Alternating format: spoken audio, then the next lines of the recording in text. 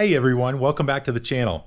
I'm standing in front of my very dirty, muddy Puckipuppy GoldenR dual motor e-bike here. I took this one out for an off-road test yesterday. My previous video was on all the specs and features of this bike.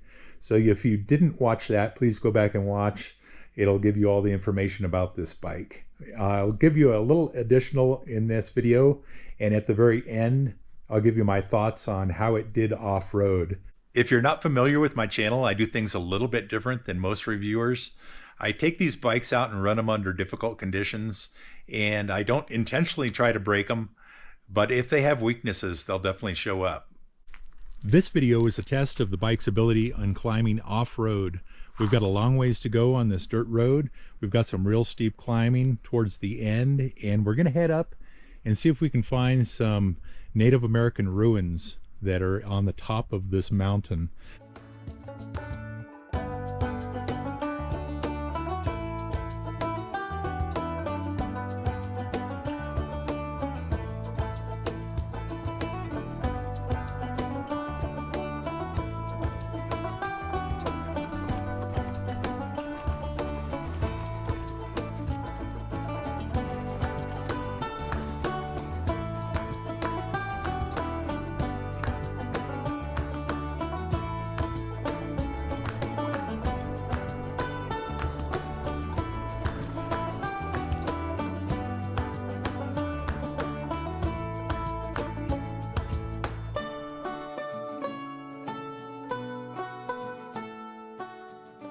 It's a really strong climber, and having both wheels pull is a real interesting sensation. These are the kind of rides that I think this bike is perfect for. Backcountry riding, exploring. I'm honestly not sure that you would ever need dual motors for commuting. It seems like just a lot of extra weight and something that isn't necessarily something you'll use a lot unless you're in a real snowy climate. Then you may, but I'm thinking that this bike is ideal for backcountry exploring, getting back fishing, hunting, camping, that kind of thing. People buy these for emergency survival bikes. I think they're excellent for that, especially if you purchase an extra battery with it. Gives you a heck of a range. Now they claim that we can get between 40 and 80 miles out of this battery, depending on how you're using the bike. I'm trying to conserve right now by riding mostly just using the rear motor in pedal assist 2, but I have hit the dual motor a couple of times on some of the steeper climbs, and man, it takes off. As we come around this corner, you can see the big bowl that we're heading into, and we're going to end up on that rocky point straight ahead there, right on the top of it.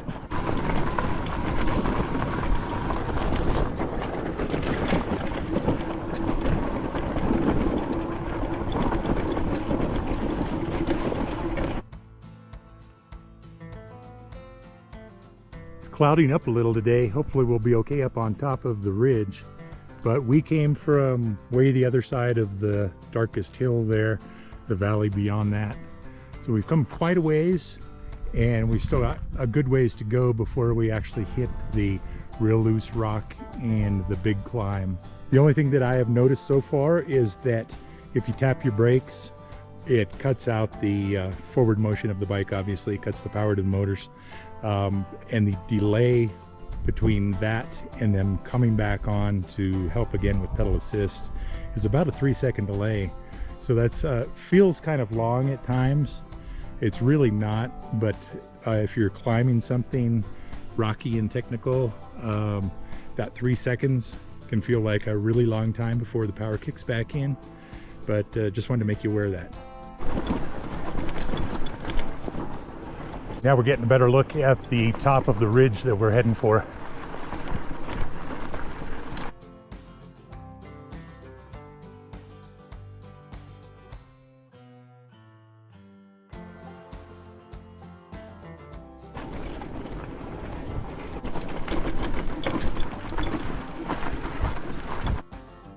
As soon as we get down here to the corner, I'm going to put it in dual motor mode, and we're going to follow this road all the way up. Now when you get up to where you can kind of see a trail going up and over the top. We're gonna have to use the walk mode there because it's pretty much vertical.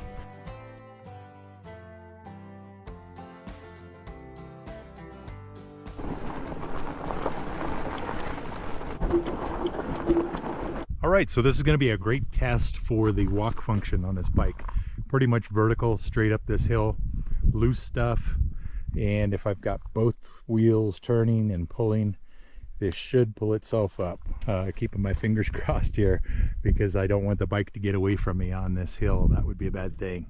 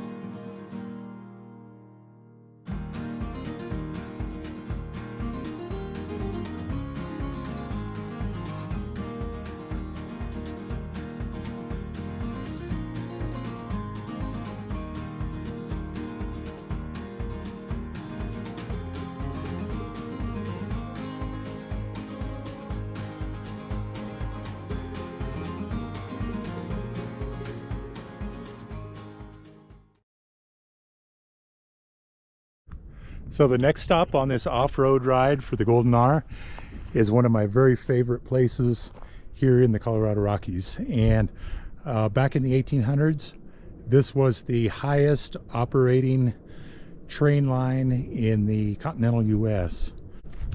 Along this section of line, there are 4 trestle bridges. They're all just kind of hanging on the cliffs out here.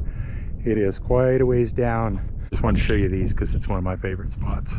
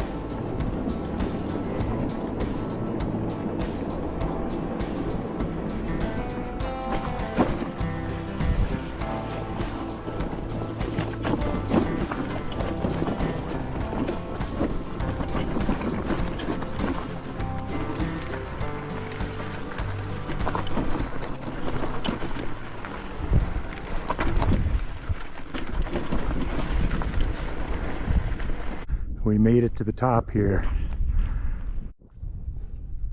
We're now within a few hundred yards of what we came here for. So let's go find the 6,000-year-old Paleo Indian wall ruins that are up here. Look up on this ridge here. I'm not sure I can, the light's kind of bad. I'm not sure you can follow my finger there, but there is another wall with more pits right up there. And there is the remains of an old wall that comes all the way down here, and this is kind of what's left of that. So you would guess after 6,000 years there'd be an awful lot of erosion and not a whole lot left of it, and that truly is the case up here because these are real extreme conditions on the top of this mountain.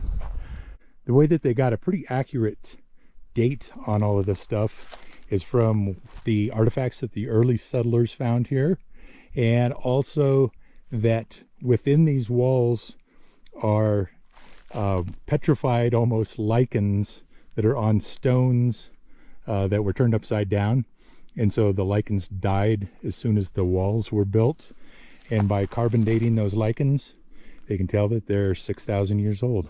What's left of these ruins are showing thousands of years of human history here. It's just a lot of fun to pick out something in your area that interests you and ride to it and check it out.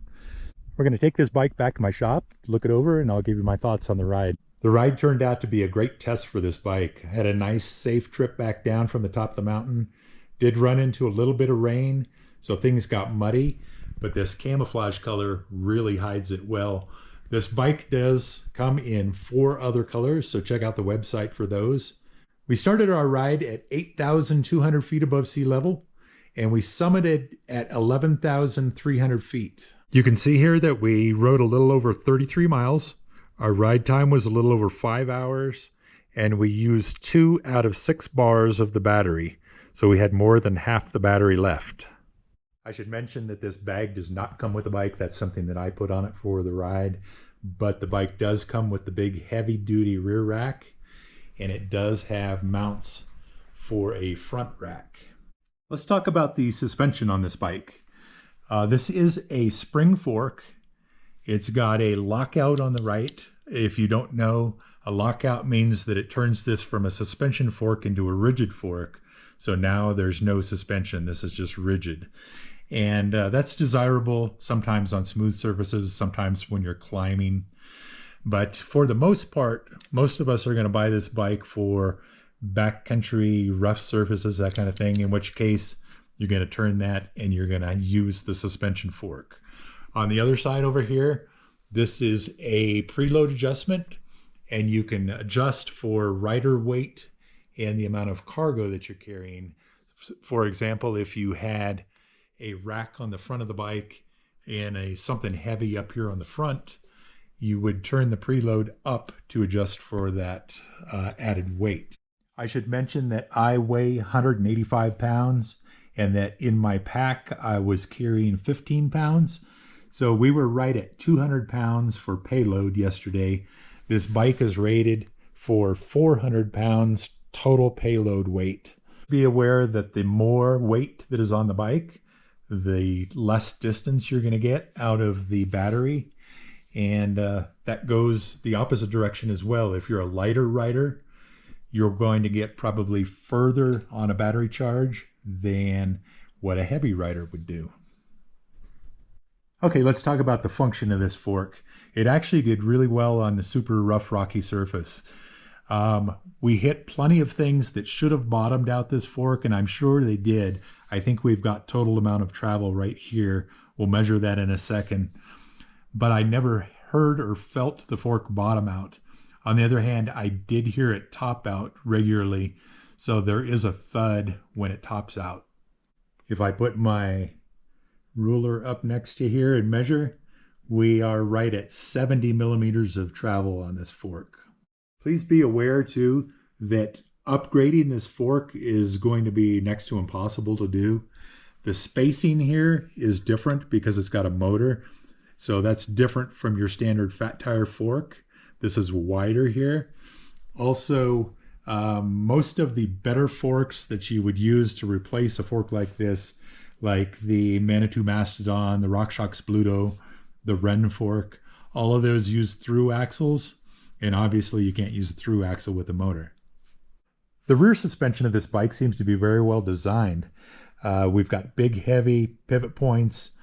All the tubing is very strong, nicely reinforced. Everything seems overbuilt, frankly. I don't think you're ever going to break this system.